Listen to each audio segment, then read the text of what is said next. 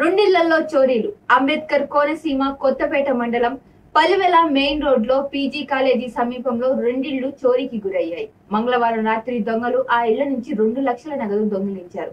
సంఘటనా స్థలానికి చేరుకున్న పోలీసులు క్లూ టీం ఆధారంగా దర్యాప్తు చేసినట్లు వెల్లడించారు.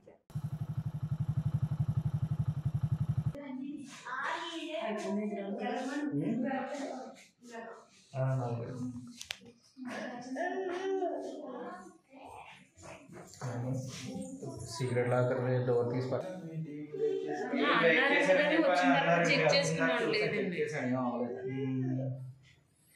టీవీ బ్రేక్ అయిపోయింది. బ్రేక్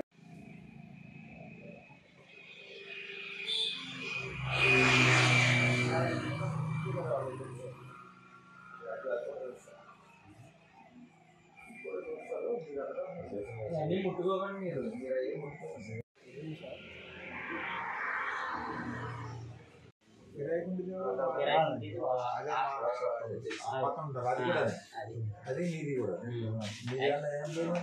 యాక్చువల్గా ఏం జరిగిందంటే ఈయన వచ్చేటప్పటికి వెండి ఇవన్నీ కూడా బయట ఉన్నాయంట. బ్యాగ్ వెండి సామాన్లో 1.5 కిలో 2 kgs అంటే బ్యాగ్ అది తీసి బయట